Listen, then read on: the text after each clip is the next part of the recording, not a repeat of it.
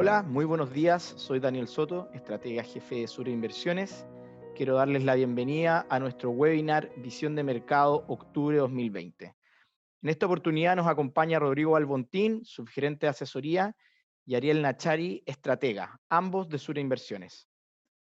A continuación les comentaré la visión de mercado octubre 2020, en donde, como siempre, partimos revisando cómo han estado las principales plazas que revisamos en términos de retorno en pesos desde el inicio del año, un año que ha sido bastante particular debido al tema de la pandemia, lógicamente, y donde ya tenemos a Estados Unidos con un retorno de 11,1% en lo que va del año, es decir, un retorno bastante bueno considerando que hemos tenido una de las contracciones económicas más importantes de la historia.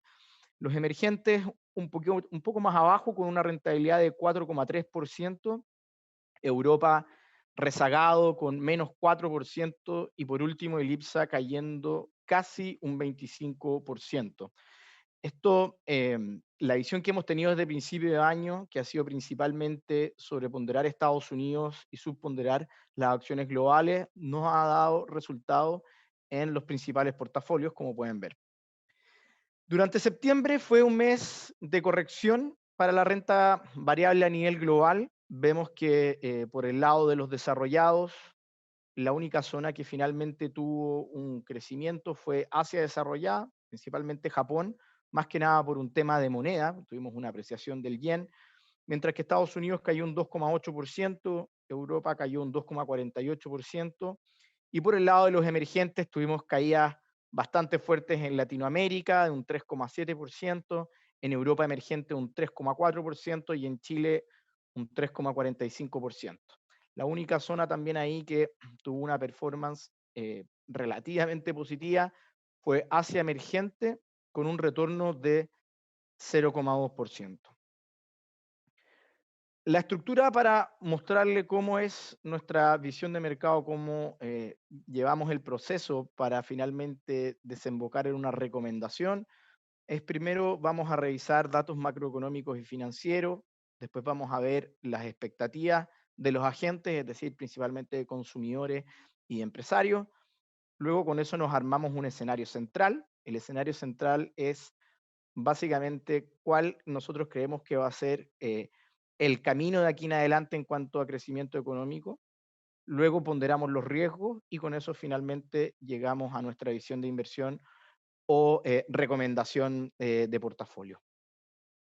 Entonces, partamos por lo que tenemos que ver actualmente. Bueno, siempre hay que verlo, pero en este momento es de muchísima importancia, es qué está pasando con los datos macroeconómicos, es decir, cómo está la actividad.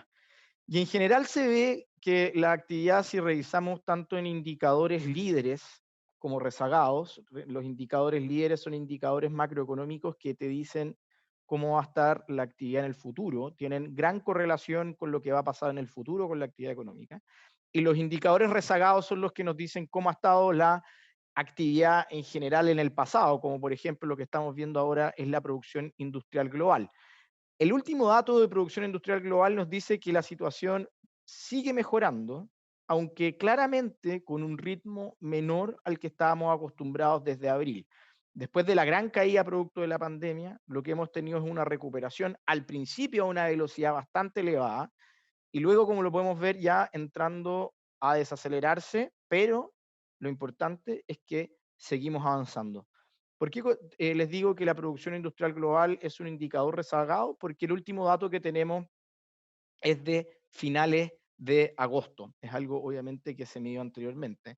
Entonces, para poder tener alguna idea de cómo va la situación de aquí en adelante o cómo estiman algunos indicadores de que la actividad económica se va a desarrollar en el futuro cercano, siempre miramos este indicador que son los PMI manufactureros globales. Esto es una encuesta que se le hace a los gerentes de compra de empresas manufactureras en el mundo y por lo general las respuestas que ellos dan tienen una correlación muy alta, como les decía, con lo que va a pasar de aquí en adelante con el crecimiento económico. Y lo que vemos es que estamos en niveles de 53 en este indicador. Recordemos que todos los niveles por sobre 50 en los PMI nos hablan de una aceleración en el crecimiento y todos los niveles bajo 50 nos hablan lo contrario, de una desaceleración. Y actualmente estamos en niveles de 53, es decir, todavía se ve de que la actividad ha avanzado y debería continuar acelerándose de aquí en adelante. Si nosotros hacemos una analogía de que la economía es un auto y que el crecimiento finalmente viene dado por la velocidad al que se mueve este auto, podríamos decir que justo después de la pandemia, o que que con la pandemia tuvimos un retroceso importante, estábamos andando marcha atrás.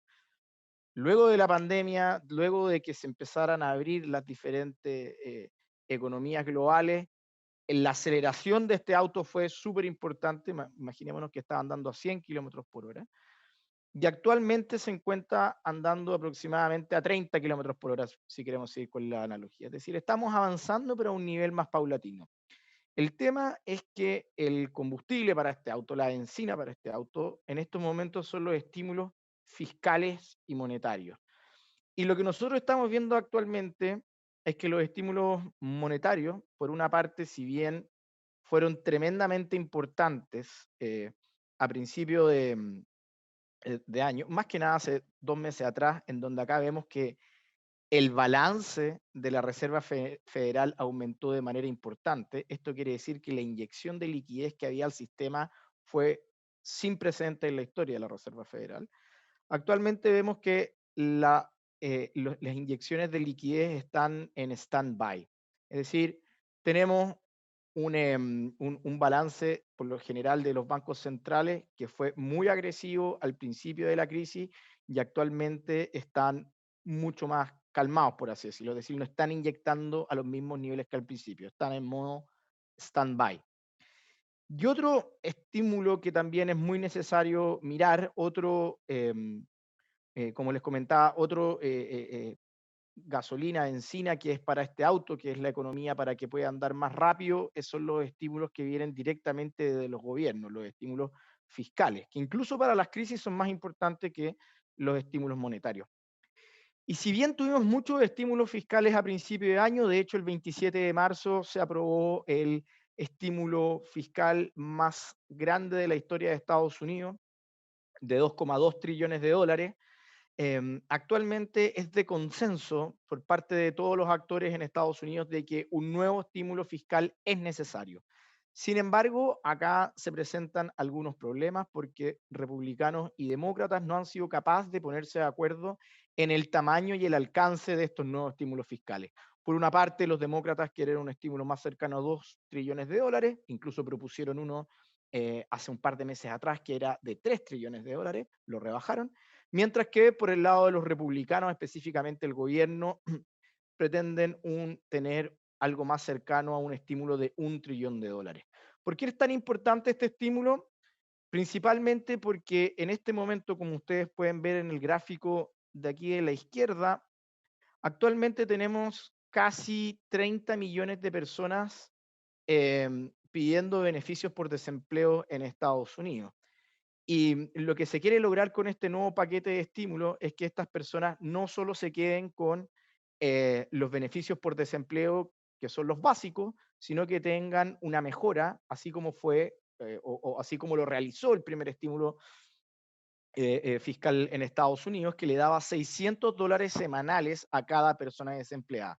Eso ahora no está ocurriendo. Y tenemos 30 millones de personas pidiendo los beneficios por desempleo que son básicos. Y esto es muy importante porque tener este nuevo estímulo fiscal significaría ayudar al consumo, el cual cuenta por más del 70% del Producto Interno Bruto de Estados Unidos, ¿ok? Que finalmente es el motor de la economía de la principal economía del mundo. Por lo tanto, es muy relevante en esto. Entonces, por el lado de la benzina, por el lado de los estímulos monetarios en ese sentido, tenemos estímulos monetarios que están en stand-by y por el lado de los estímulos tenemos fiscales, estamos con un cuello de botella actualmente. A pesar de lo anterior, la confianza del consumidor global aumentó durante el último mes y eso es porque debido a la gran cantidad de plata que los gobiernos finalmente transfirieron tanto a las empresas como a las personas, todavía toda esa cantidad de fondos, principalmente los hogares, no la han gastado. Por lo tanto, la confianza del consumidor a nivel global y en especial en Estados Unidos aumentó durante el último mes y todavía no se ve como una gran amenaza para el crecimiento en términos generales. Si nosotros miramos también la confianza del empresariado a nivel global, vemos que también se encuentra en niveles altos, incluso niveles que no se veían desde el año 2018. O sea, en general, en los datos macroeconómicos y financieros y un poco para poder englobar nuestro escenario central, lo que estamos viendo es una recuperación económica a ritmo paulatino. Si antes tuvimos una recuperación a una velocidad muy alta, ahora esa velocidad cayó de manera importante, pero seguimos avanzando, que es lo importante. Lo anterior, es decir, esta recuperación paulatina, es palpable tanto en los indicadores líderes, como los PMI manufactureros que mostré anteriormente, así como también en los indicadores rezagados. Es decir, los indicadores que vienen con un rezago de 1 o 2 meses, como la producción global, como las ventas retail, etc. No obstante, lo que ocurre con los estímulos fiscales en Estados Unidos presenta un problema al crecimiento. Hay ahí una piedra de tope importante en el cortísimo plazo. ¿Qué es lo que pasa con las expectativas? Las expectativas de los consumidores ha mejorado de forma general, eso lo vimos en la lámina que recién pasamos, y con respecto a las expectativas del empresariado continúan manteniéndose altas, tanto en Estados Unidos como en la Unión Europea. Entonces, ¿cuál es nuestro escenario central? ¿Cuál es la ruta que debería llevar la economía de aquí en adelante? Deberíamos ser testigos todavía de una recuperación paulatina de la actividad, deberíamos seguir recuperando. Sin embargo, los riesgos que se los voy a presentar a continuación han aumentado en el corto plazo y aunque no son amenazantes para la recuperación en el mediano plazo, es decir, los riesgos que hoy día estamos viendo no amenazan a la recuperación económica, sí le pueden poner una volatilidad en el cortísimo plazo. Y es por eso que nosotros seguimos neutrales entre renta variable y renta fija. Vemos que la actividad económica avanza, pero en el cortísimo plazo vemos que puede haber un lomo de toro, que ya lo vamos a explicar, tanto en el escenario internacional como nacional, lo que nos hace seguir manteniendo este equilibrio entre activos riesgosos y no riesgosos y no nos subimos a algo más riesgoso, es decir, a sobreponderar la renta variable.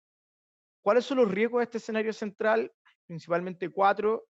Punto número uno, tenemos una segunda ola en Europa en estos momentos. Los mandatarios europeos, los principales líderes de Europa, de la zona euro, y nos dijeron que no iban a volver a cerrar la economía bajo ningún punto. Sin embargo, ya se están viendo nuevas medidas de confinamiento social y en ciertos casos de frenar la actividad en Francia, en España y en el Reino Unido.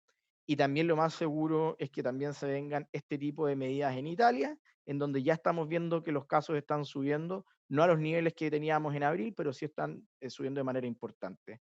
¿Qué pasa si esto ocurre nuevamente también en Estados Unidos, en donde los casos de contagios diarios han estado cayendo durante el último tiempo? También obviamente ponen un riesgo a mayores medidas de confinamiento, lo cual no ayuda en la actividad. Otro foco de riesgo que está directamente relacionado a las elecciones presidenciales son los estímulos fiscales de Estados Unidos. Acá la pregunta es no si va a haber un nuevo estímulo fiscal de Estados Unidos, lo cual tiene una probabilidad altísima de ocurrir. El tema es el timing y el tamaño. ¿Cuándo va a ocurrir esto y qué tan grande va a ser? ¿Ok?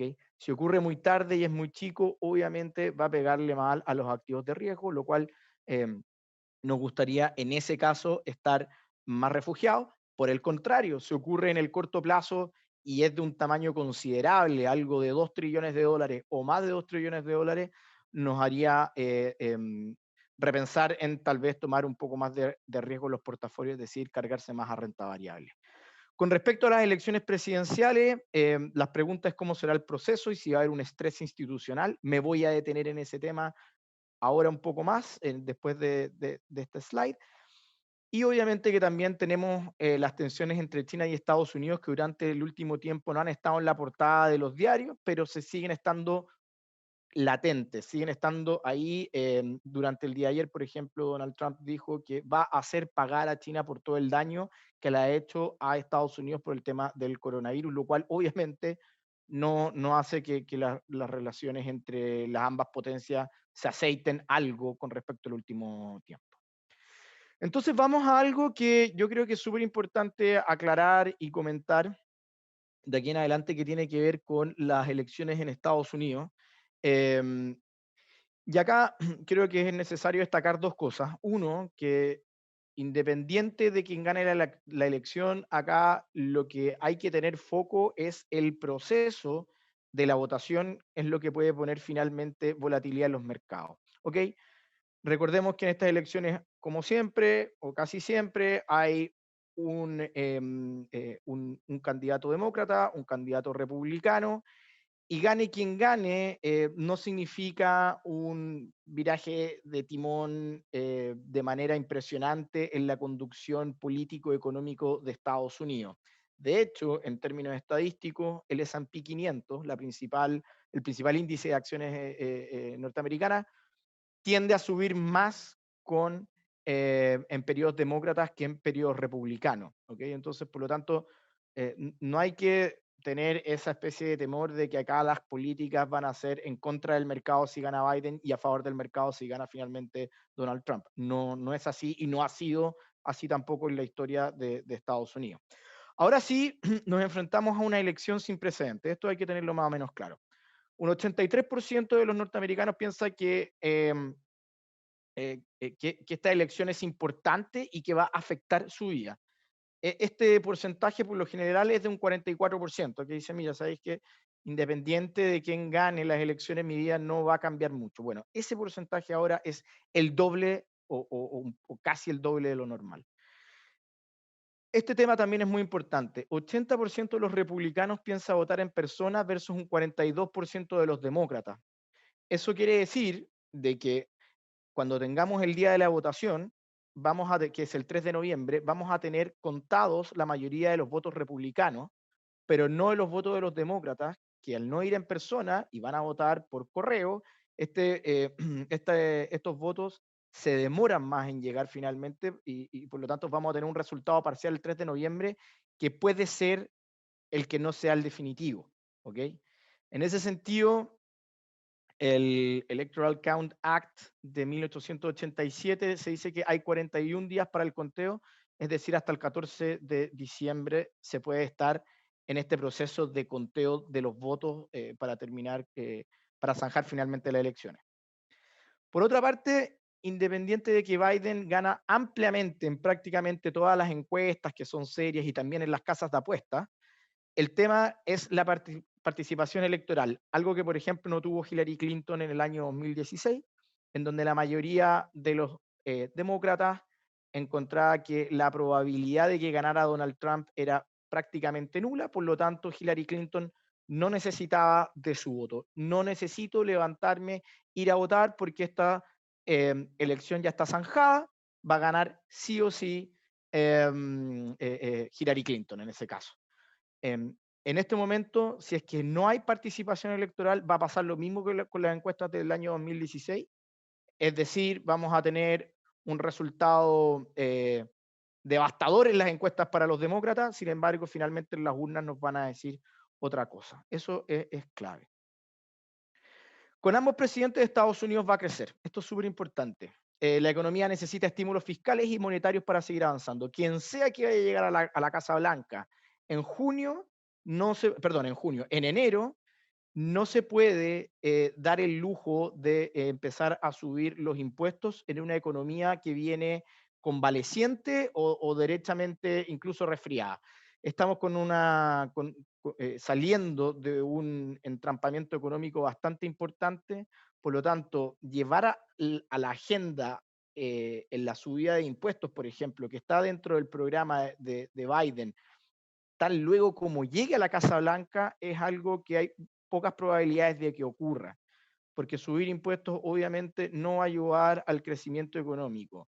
Lo más seguro es que cualquiera de los dos presidentes que salgan electos van a generar estímulos fiscales importantes para que la economía pueda salir adelante el proceso en que está ahora. Eso sí, en el largo plazo van a haber diferentes ganadores.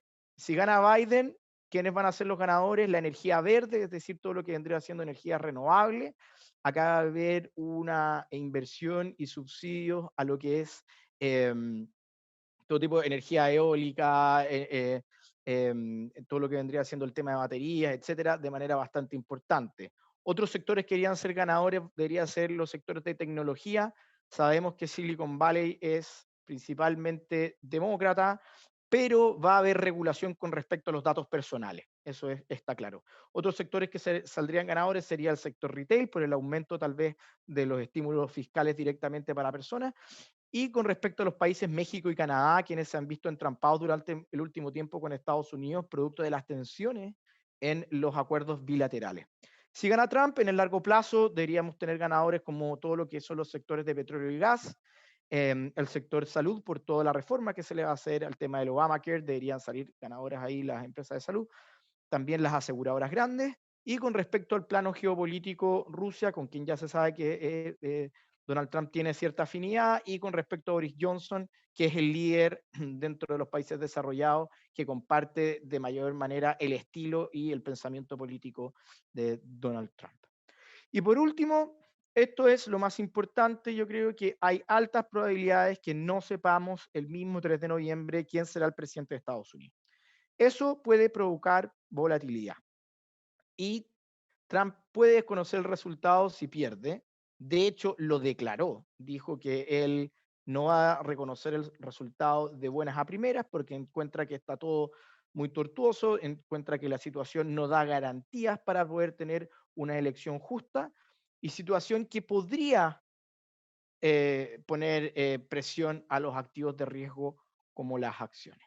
¿Ok? Por lo tanto, podríamos tener una situación de volatilidad aquí en adelante en el plano internacional, principalmente por efectos de este evento geopolítico.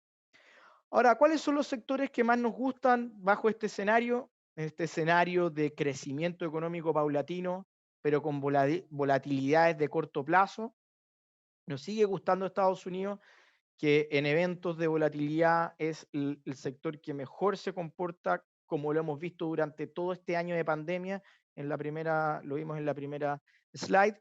Y acá les muestro un indicador que nosotros miramos, que es la encuesta a la Asociación Nacional de Constructores de Casa en Estados Unidos. El sector de construcción en Estados Unidos es tremendamente importante para todo lo que es el empleo, para la compra de materiales, etcétera.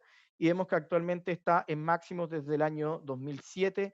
Otro indicador que nos refleja lo rápido que está saliendo Estados Unidos de la crisis de la pandemia o de la crisis económica provocada por la pandemia, la verdad.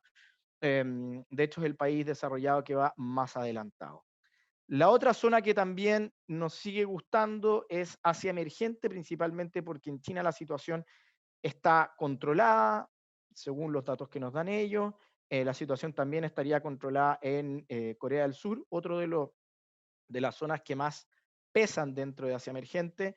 Y este indicador, el índice Li Keqiang es el vicepresidente de China, que se fija principalmente en tres cifras para poder establecer cómo está el crecimiento de China. Todas estas tres cifras se ponen en forma de un promedio en este indicador que estoy mostrándoles acá, es decir, el consumo de electricidad, la carga de trenes y el financiamiento bancario. Y lo que podemos ver es que nuevamente este indicador vuelve a subir después de haber tenido una corrección, una pequeña corrección durante el último mes, y se encuentra casi en máximos desde el año 2019, lo que refleja de que China sigue avanzando en su recuperación, sigue avanzando en aumentar la velocidad de su actividad económica. ¿Qué es lo que pasamos? Pasamos directamente a lo que vendría siendo el panorama local. En las cifras macroeconómicas conocimos el último IMASEC que salió menos 11,3%, salió peor a lo esperado, principalmente porque el IMASEC minero no nos ayudó como nos había ayudado en las anteriores eh, lecturas de IMASEC. Sin embargo, esto era algo relativamente esperable. El crecimiento económico en Chile no va a ser en línea recta, sino que va a ser directamente, digamos, con subidas y bajadas, debido a que tenemos un tema importante con respecto a lo que está pasando en la pandemia. Es decir, la confianza del empresariado que estamos viendo acá, que está en una línea recta, incluso alcanzando niveles casi desde el año 2018, podría entrar, digamos, a caer en los próximos meses, si es que vemos que la cantidad de casos de COVID-19 activos en Chile empieza a subir. Recordemos que nosotros llegamos a tener máximos de casos en torno a 7.000, 8.000 casos diarios. Hemos estado en una meseta de aproximadamente 2.000. Se han reabierto las ciudades, se reabrió Santiago. Esto ha provocado obviamente un aumento importante de las expectativas. Sin embargo, la experiencia de Estados Unidos y Europa nos dicen que cuando se reabren las ciudades, cuando se reabren los países, se tiene una segunda ola. Por lo tanto, esto va a generar de que en Chile el crecimiento económico o la recuperación económica no sea en línea recta como actualmente están las expectativas. ¿En qué redunda esto finalmente para la estrategia de inversión en Chile? Bueno, en Chile a nosotros nos sigue gustando más la renta fija que la renta variable. Cuando veamos que Chile tenga un crecimiento económico acelerado, de que vemos de que se dejen atrás algunas volatilidades, como algunas incertidumbres, como las que vamos a tener en octubre, obviamente que podríamos tener una visión más optimista con respecto a los activos de riesgo local, pero en este momento nos sigue gustando más la renta fija que la renta variable en nuestro país. Lo que pasó durante septiembre fue que las tasas de interés subieron. Esto es sinónimo de que el precio de los bonos en nuestra economía, en nuestro mercado, cayó. Esto principalmente tiene cuatro razones, una que es estructural y otras tres que son coyunturales, es decir, que son temporales. La estructural es que hubo mejor percepción económica, que la conocimos por parte incluso del Banco Central, nos dijo en el IPOM, no vamos a crecer al menos 8%, sino que vamos a crecer algo más cercano al menos 5%. Eso ya te habla de que hay una mejor percepción económica en términos generales. Recordemos que las tasas de interés tienden a subir cuando hay mejor crecimiento y cuando hay aumento de la inflación. Pero por otra parte también tenemos tres razones coyunturales de la subida de las tasas de interés. Punto número uno es el retiro del 10% que se está discutiendo nuevamente en la Cámara de Diputados. Eso es algo obviamente coyuntural, es algo que debería pasar una vez más nomás. También tenemos recomendaciones de mercado de algunos agentes que llaman a cambiarse de los multifondos de las AFP, que llevan de A a E y multifondo A de E a A. En este caso, han llamado a cambiarse del multifondo E al A, lo que provoca una salida de flujos de la renta fija, haciendo caer el precio de los bonos y aumentar las tasas de interés. Y por último, también hemos visto de que hay cierto grado de incertidumbre por la violencia que pudiese haber ahora en octubre, lo cual también es un factor coyuntural. Es decir, los tres motivos de por qué el precio de los bonos ha caído y por qué finalmente las tasas de interés han subido, tres de los cuatro son coyunturales, por lo tanto nosotros seguimos manteniendo una duración media de 4 o 5 años. Creemos que en términos fundamentales las tasas deberían estar un poco más abajo de lo que están ahora, generando una ganancia de capital, por lo tanto nos mantenemos dentro de la duración media. Tampoco nos queremos ir a duraciones más altas porque eso implicaría aumentar de manera considerable los papeles corporativos dentro de los portafolios, lo cual en este momento no nos parece prudente. Con respecto a las acciones locales, como les decía, hemos estado todo el año, y no todo el año, sino que desde septiembre del año pasado, em, justo antes del estallido social. Obviamente que no es que estuviésemos viendo de que iba a ocurrir el estallido social, sino que fueron otras razones las que nos llevaron a estar subponderados en la renta variable. O sea, llevamos prácticamente 12 meses dejando de lado las acciones locales, lo cual ha sido una buena decisión en vista de que han tenido una performance muchísimo peor em, a las demás bolsas que nosotros seguimos. Independiente que hayan tenido una performance mucho peor que las otras plazas que nosotros vemos que los indicadores de evaluación, acá el PU Forward, que nosotros revisamos constantemente, está en niveles por sobre el promedio histórico. O sea, independiente que las acciones hayan caído, las valuaciones no están baratas, siguen relativamente caras con respecto a su historia. Y por otra parte, las utilidades por acción esperada en el IPSA están también bastante bajas y no es algo que estemos viendo de que vaya a rebotar en el corto plazo. De hecho, las utilidades por acción esperadas en el IPSA se encuentran en mínimos de más de 10 años. ¿Ok? Esto también puede interpretarse como que puede ser una oportunidad de aquí en adelante para invertir en acciones locales. Sin embargo, deberíamos esperar un catalizador para que las expectativas en Chile empiecen a mejorar, y ese catalizador nosotros creemos que puede venir después de todos los procesos que se vienen en octubre, tanto de lo que pueda pasar con el, digamos, el 18 de octubre en las calles, así como también de cómo se desarrolle el plebiscito por apruebo o rechazo de una nueva constitución. En el tipo de cambio,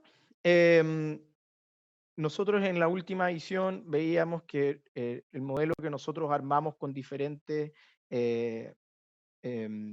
factores externos y internos nos hablaba un tipo de cambio más cercano a 750. De hecho, 3 días después de que hicimos la charla de mercado, el tipo de cambio cayó definitivamente a 756 y se mantuvo relativamente bajo gran parte de septiembre, en la vecindad de 760, 770. Sin embargo, ha subido de manera importante en los últimos 8 días, de cara, digamos, a septiembre. Empezó octubre y tuvimos una subida importante en el tipo de cambio, y nosotros creemos que durante los próximos 20 días esta tendencia debería continuar.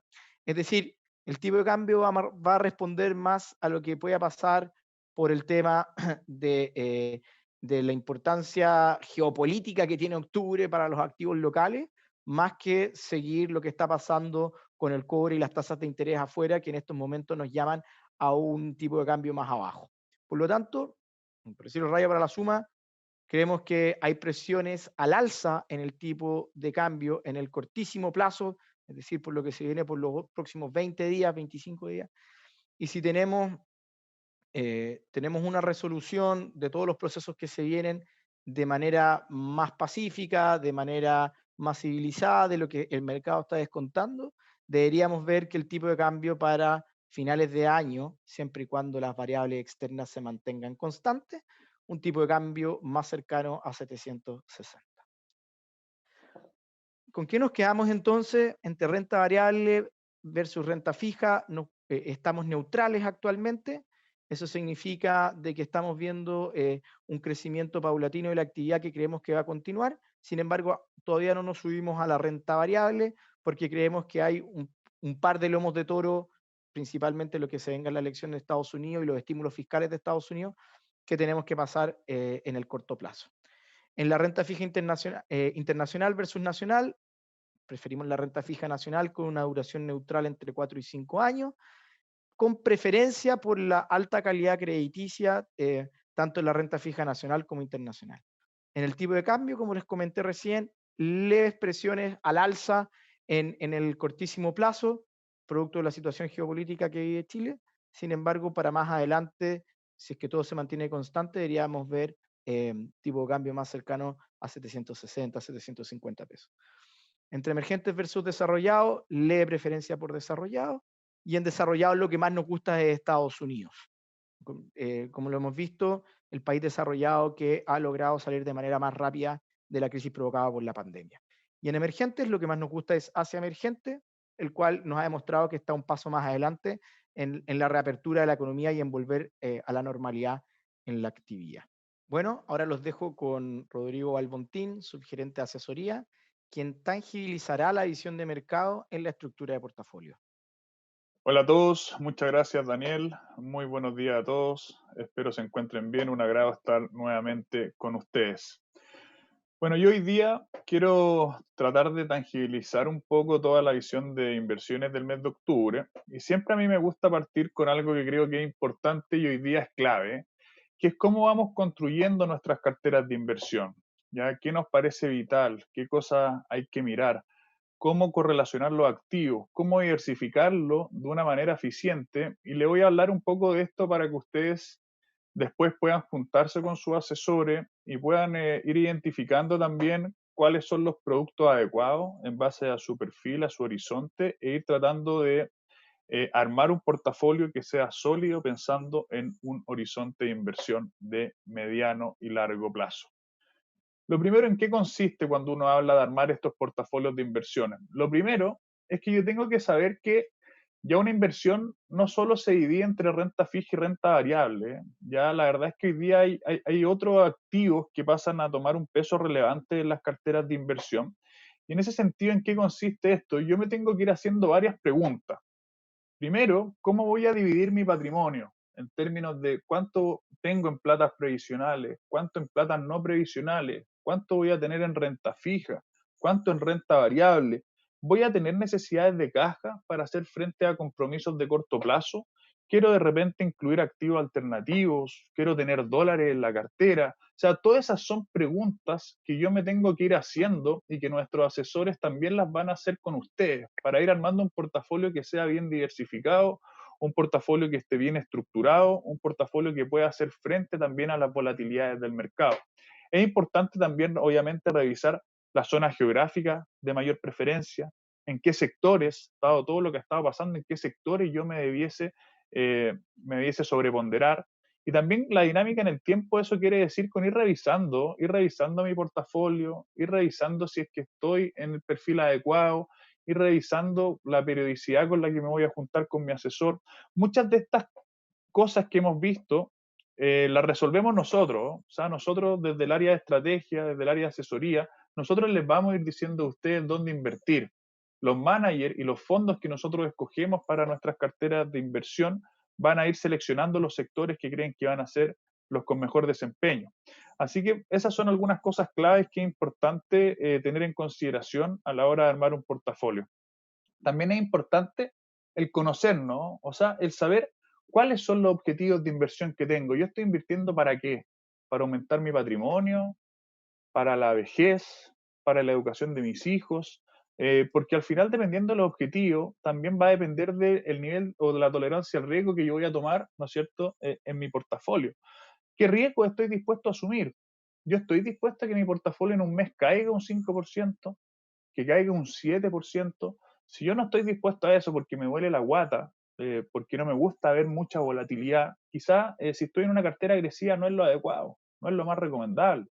¿Cuál es mi horizonte de inversión? Hay veces que también esto es clave mirarlo. Yo de repente he visto y me he topado con carteras que, por ejemplo, son de horizonte. Yo les pregunto a los clientes, ¿el horizonte qué tiempo es? ¿A qué plazo es? Y me dicen, no lo sé. Cuando alguien me dice que no lo sabe, muchas veces puede ser generalmente sobre un año. Hay algunos clientes que me dicen, mira, probablemente sea a 3 años mi horizonte. O incluso algunos que me dicen a 5 años. Pero cuando yo veo el portafolio, está de repente en instrumentos que son de muy corto plazo. Entonces eso también hay que conjugarlo. Yo puedo ser un cliente de perfil conservador, pero si yo estoy ahorrando e invirtiendo para 10 años plazo, incorporar algo de renta variable en el portafolio, aunque sea un perfil conservador, se hace completamente necesario. ¿Ya? Y también es importante siempre ir revisando la liquidez que yo necesito. Hoy día estamos en escenarios que son bastante complejos, en escenarios volátiles, donde uno tiene que ir sacrificando de repente liquidez para encontrar un mejor retorno. Y en ese sacrificio de liquidez, al final yo tengo que ir viendo ahí cuál es la necesidad que voy a tener. Yo por ejemplo, si quiero obtener retornos de UF más 4, UF más 5, quizás en activo alternativo, lo más probable es que voy a sacrificar liquidez. Pero si yo necesito la plata en 6 meses más, no puedo entrar en ese tipo de activo. Entonces la liquidez también es un componente importante para armar un portafolio de inversión. Ahora, hay otro ejemplo que me gusta mostrar, porque hay muchos inversionistas que de repente a uno le dicen, oye Rodrigo, invirtamos en el sector tecnológico, oye Rodrigo, invirtamos en el sector de telecomunicaciones, ¿ya? Oye Rodrigo, vámonos a los sectores que se ven que son los que mejor o mejor desempeño van a tener hacia el futuro. ¿Qué es lo que podemos ver en este gráfico? Este gráfico muestra los sectores de mejor desempeño en lo que va del año, el S&P, donde podemos ver que las ventas de retail online, 60% de rentabilidad, mejoramientos de lugar un 33%, tecnología un 29%. Y si nos vamos al otro extremo, vemos sectores que han rentado energía, por ejemplo, un menos 48%, aerolíneas un menos 46%, hoteles un menos 45%. El S&P como un todo ha rentado un 6%. Entonces, ¿cuál es mi invitación acá? Tratemos de no irnos directamente al sector porque las cosas van cambiando. Y lo que nosotros hacemos es invertir a través de fondos donde el manager que hay detrás se preocupa de hacer esta selección de sectores. ¿Y qué es lo que muestro acá? Muestro cómo han rentado los fondos que son los que nosotros eventualmente estamos ocupando para nuestras carteras recomendadas, ya sea nuestra cartera de Pershing o nuestra cartera de fondos mutuos, y fondos que también estamos recomendando para Estados Unidos. Y si yo veo los resultados, obviamente acá no me gusta mirar por el espejo retrovisor, pero quiero que con esto entiendan de que el manager está haciendo bien la pega.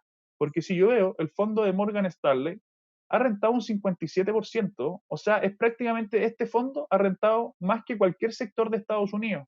El fondo del US Opportunities de Franklin Templeton, un 36%, o sea, se ha posicionado por esta parte del gráfico. El US Growth de JP Morgan, 48%, se ha posicionado por esta parte del gráfico. O sea, lo que quiero decir acá es que los managers que hay detrás de los fondos, los equipos que hay detrás de los fondos, están haciendo bien la pega, porque ellos al final se dedican a esto. Ellos dicen, hoy día tengo que estar en este sector, pero quizás el día de mañana, cuando vea una recuperación real, cuando haya una vacuna, quizás van a volver a un sector como energía, un sector de aerolínea. No lo sabemos. Entonces, deleguemos en ellos, deleguemos en los que saben. Creo que estar apuntando directamente a un sector a través de una inversión, ya sea a través de un fondo mutuo o un ETF, puede ser relativamente riesgoso. Lo que mostramos en esta slide, que nos parece también súper importante comentarlo, es el tema del market timing. Muchos clientes tratan de anticiparse un poco a lo que va a pasar con el mercado, tratan de apostarle a si el mercado va a subir o va a caer, y muchas empresas también tratan de hacer lo mismo. Y la verdad es que en el mediano largo plazo ha estado demostrado que el market timing no paga. En este gráfico lo que podemos ver es qué es lo que ha pasado en la renta variable en periodos donde un cliente, por un lado, se mantuvo siempre invertido, donde si uno puede ver rentó 5,62%, versus un cliente que estuvo moviéndose y en estas movidas se perdió los 10 mejores días, cosa que hizo que en vez de rentar un 5,62% rentara un 2,01%, versus también otro cliente que se perdió los 20 mejores días, donde acá ya pasó a rentar en negativo, menos 0,33, y también otro cliente que se perdió, por ejemplo, los 30 mejores días, donde pasó a caer en rentabilidad en un menos 2,35. Entonces la verdad es que las diferencias son importantes, ¿eh? Y acá uno tiene que siempre pensar, ¿a qué plazo estoy invirtiendo? Si uno le pudiese ganar al mercado, claramente no estaría acá, ¿no es cierto? No estaría escuchando este webinar. Seguramente si yo pudiese ganarle al mercado tampoco lo estaría bien haciendo. Entonces acá lo que hay que tratar de entender es que uno arma estrategias de largo plazo y la verdad es que uno tiene que acoplarse a esa estrategia. Hay un caso real que nos ha pasado a nosotros y lo voy a ejemplificar con un producto nuestro. Esta es nuestra cartera activa de Pershing. Y la cartera, la verdad es que en el primer trimestre del año el retorno fue bastante malo. Si yo veo, en enero del 2020 la cartera había partido bien, había rentado un 1,65. Después tuvimos febrero y la cartera en febrero cayó un menos 8%. Después en marzo cayó también un menos 7,6%. Después de los primeros 3 meses del año, un cliente que había invertido el 1 de enero y se había mantenido invertido al 31 de marzo de este año, ya una rentabilidad negativa de un menos 14%. O sea, era claramente un cliente que obviamente estaba preocupado, no estaba conforme con los retornos, obviamente estaba en un escenario, ¿no es cierto?, donde está la pandemia, el coronavirus, hay alta incertidumbre, pero al final a ese cliente lo que uno le decía es, nosotros a qué plazo invertimos. Nosotros cuando estamos invirtiendo en renta variable, cuando decidimos tomar esta cartera activa de Pershing, nosotros no lo pensamos en un horizonte de 3 meses, sino que lo pensamos en un horizonte de largo plazo, de 2 años, de 3 años. Entonces acá uno lo que le decía al cliente es, manténgase invertido. ¿Qué fue lo que pasó después? Tuvimos el mes de abril. La cartera durante abril rentó un 13,7%. O sea, al cuarto mes del año la cartera prácticamente había recuperado todo lo perdido en el primer trimestre. Después tuvimos el mes de mayo, la cartera en mayo subió un 7,51%. O sea, ya el cliente ya no solo había recuperado, sino que ya estaba con utilidades cercanas al 7% en lo que va del año. Después, durante junio, el cliente volvió a rentar un 8%. O sea, acá ya era un cliente que tenía en el año una rentabilidad de un 15% year to date. Era perfectamente un cliente que me podría haber dicho: Rodrigo, pasemos por caja, creo que un 15% es suficiente. Pero, insisto, no es lo que nosotros apuntamos. Nosotros decimos, estas son inversiones de largo plazo. Si los fundamentos siguen estando sólidos, mantengámonos invertidos según nuestro horizonte y según nuestro perfil. ¿Qué pasó en julio? 8% de rentabilidad. O sea, un cliente que hubiese querido pasar por caja se hubiese perdido un 8% en julio. ¿Y qué pasó en agosto? La cartera rentó un 9,5%. Entonces, al final, tratar de estar anticipándose al mercado, tratar de tomar decisiones. Hubo clientes que se apanicaron en marzo y salieron con una caída de un menos 14 y se perdieron toda la recuperación de abril, se perdieron toda la recuperación de mayo. Ahora, septiembre, que incluso fue un mes que fue bastante volátil, con harta noticia. ¿Y qué pasó en septiembre? La cartera también aguantó súper bien, rentó un menos 0,95. Entonces, con todo, la cartera, para el cliente que se mantuvo invertido durante todo el año en la cartera de Pershing, obtuvo una rentabilidad cercana al 34%, que obviamente es bastante buena. Ahora, pasando a la siguiente slide, este es un tema que la verdad es que me preocupa bastante, porque yo entiendo la preocupación de los clientes de que hay mucha incertidumbre, de que Chile está atravesando, ¿no es cierto?, un momento complejo. Y por ende también entiendo que hayan clientes que quieran estar en fondos money market, que quieran estar invertidos en fondos money market o que eventualmente quieran estar también en depósitos a plazo. Ahora, lo que hay que entender y lo que nos hemos encargado de transmitirle a estos clientes es que el retorno que van a obtener en este tipo de fondos es muy bajo. O sea, estamos hablando de que son retornos de prácticamente cero. Yo acá igual fui generoso en esta tabla. Yo mostré retornos mensuales de un 0,04%. Si eso lo anualizo, tengo un 0,48%. Hoy día salió el IPC, fue un 0,6 de septiembre. Estamos hablando de que un cliente, para ganar la IPC, tiene que estar más de un año invertido en un fondo money market para ganar la IPC de un mes. Un cliente que quiera estar a 3 años va a rentar menos de un 1,5%. Y 5 años la rentabilidad es cercana a un 2,4%. Esto es acumulado, ni siquiera anualizado. Entonces, ¿qué es lo que me pasa con esto? Acá viene todo lo que comentábamos al comienzo de la importancia del horizonte de tiempo, la importancia de los objetivos de inversión. Entonces, ¿cuál es mi invitación para estos clientes? En primer lugar, revisar los horizontes de inversión. O sea, yo entiendo que hay incertidumbre local, lo entiendo, pero la verdad es que si son platas de largo plazo, son platas que los objetivos son de 2, de 3, de 4 años, hay platas hasta previsionales que uno ve de repente y están en fondos money market, entonces en verdad eso no hace mucho sentido. Entonces, vuelvan a revisar los horizontes. Si son platas que son mayor un año, hay alternativas distintas. En Sura tenemos opciones distintas que van a ser más rentables que un fondo money market. Dentro de esa alternativa hay clientes que me dicen, bueno, yo no quiero renta variable, yo no quiero tomar acciones. Por lo tanto, ¿qué alternativas tenemos dentro de renta fija? Nosotros tenemos opciones que son con una duración en torno a un año, 2 años, y la verdad es que han mostrado mejores rentabilidades que un fondo money market. Ahora no son opciones exentas de riesgo, porque nosotros, por ejemplo, durante el mes de septiembre, estos fueron fondos que sí tuvieron rentabilidades negativas. Ahora, por ejemplo, el renta a plazo no cayó nada, cayó un menos 0,02%.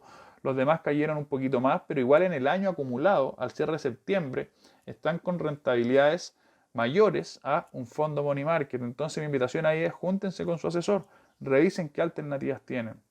Y por último, también revisar si es que eventualmente no pueden diversificar con otro tipo de productos. Los clientes también tienden a decir, bueno, yo quiero estar en money market porque no quiero riesgo Chile o estoy asustado con lo que pueda pasar, pero veamos qué alternativas hay en otro tipo de activos. Hoy día nosotros tenemos plataformas internacionales, hoy día los clientes pueden incorporar incluso algo de renta variable, hoy día pueden dolarizar parte de su cartera.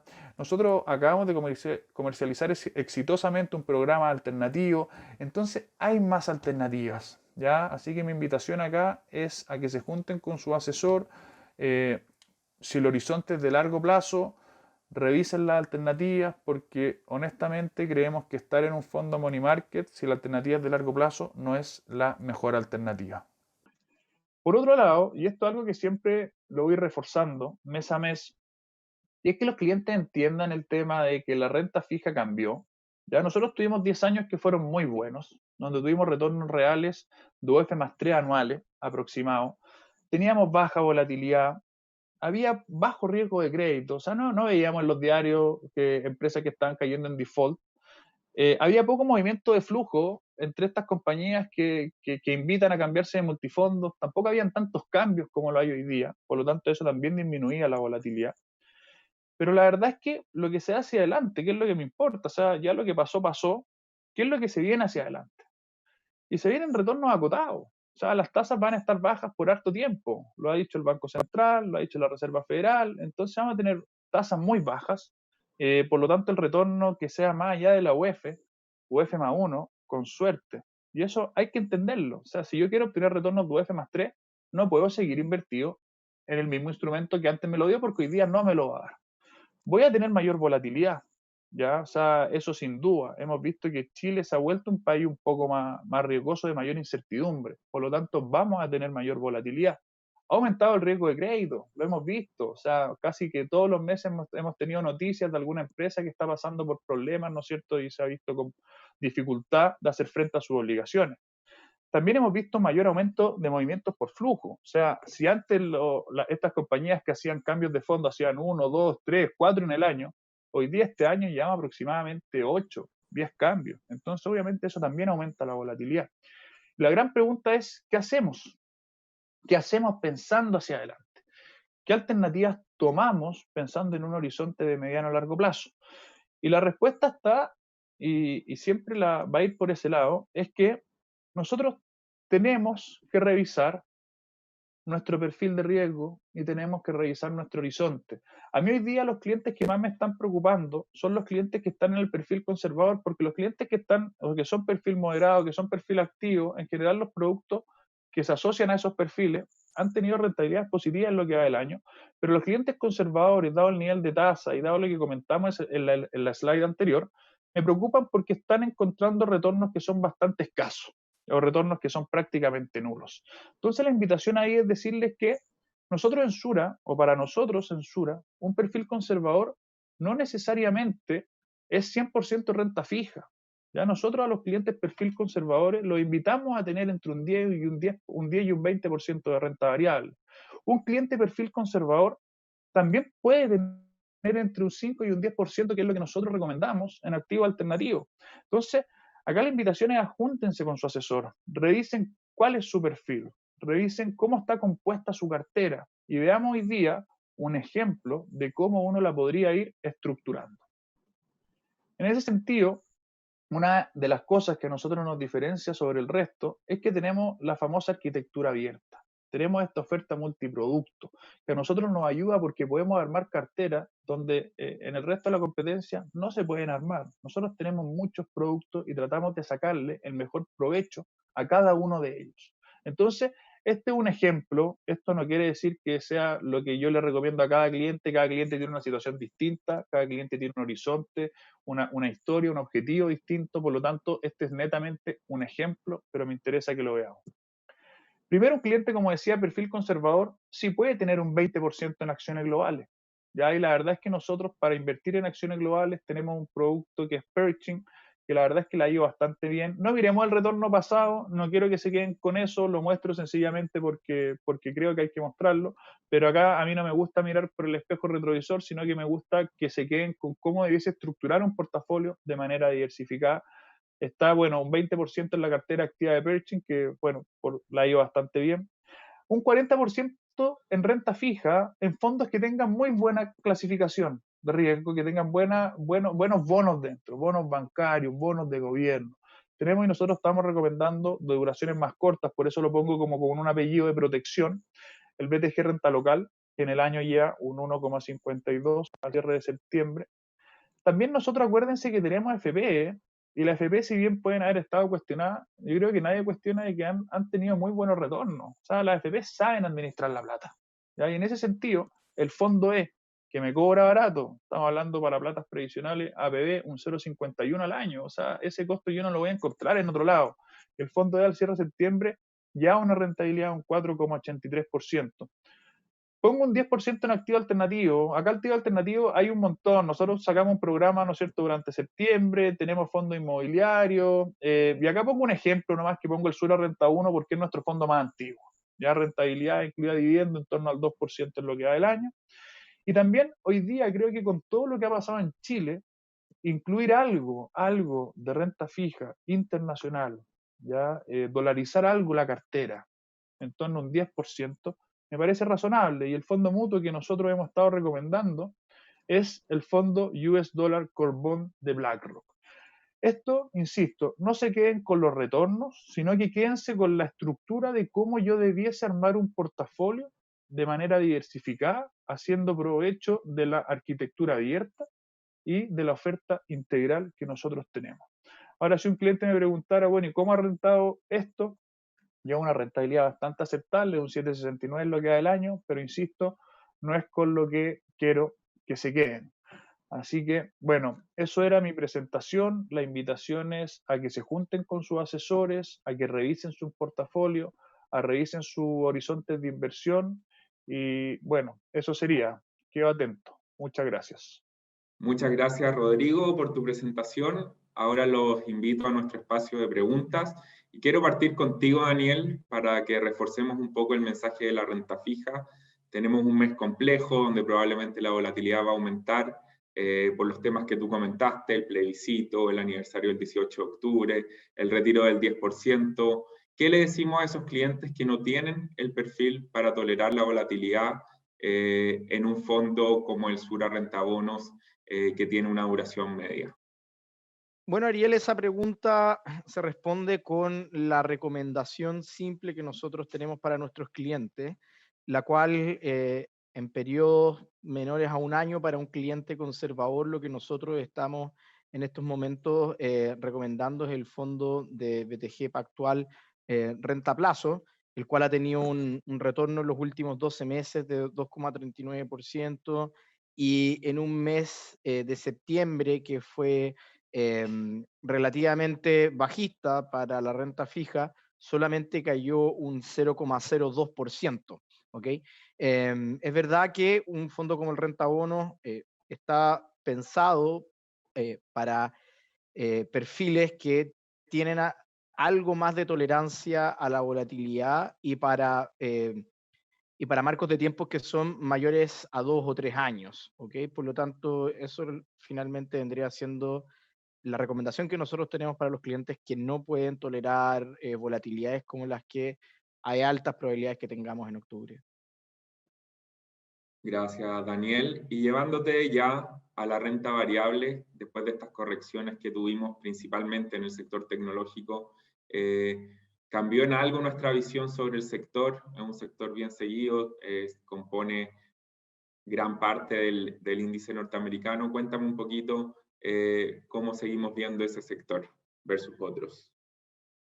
Bueno, lo que habíamos comentado era de que cuando teníamos las bolsas antes de septiembre, hace aproximadamente un mes atrás, era de que en términos fundamentales, es decir, la historia, el relato que sustentaba la subida de las acciones tecnológicas tenía mucho sentido. ¿Okay?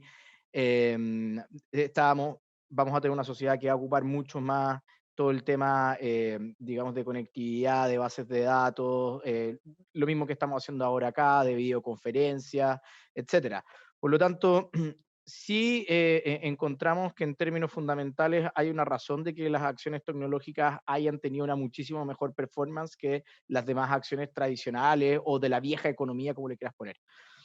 De aquí en adelante vimos una caída, bueno, en septiembre, en donde el Nasdaq y las acciones tecnológicas tuvieron una corrección un poco mayor a las acciones no tecnológicas.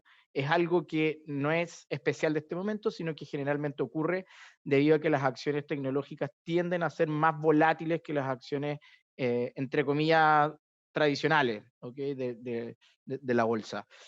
Nosotros encontramos de que seguimos teniendo el mismo discurso que teníamos hace 2 meses atrás, es decir, vemos en estos momentos un panorama fundamental para este tipo de acciones, para este sector que la sustenta. Sin embargo, las altísimas valorizaciones nos hacen tener una porción acotada del portafolio en tecnológica. Dicho de otra manera, no encontramos que sea el momento para aumentar la cantidad de acciones tecnológicas en un portafolio balanceado, y es así como lo estamos llevando a cabo en nuestros portafolios recomendados. Muchas gracias, Daniel. Ahora quiero ir con Rodrigo. Rodrigo, tú hablaste de diversificar la renta fija para clientes conservadores. Me gustaría preguntarte, ¿qué debe tener en consideración un cliente que está por dar este paso?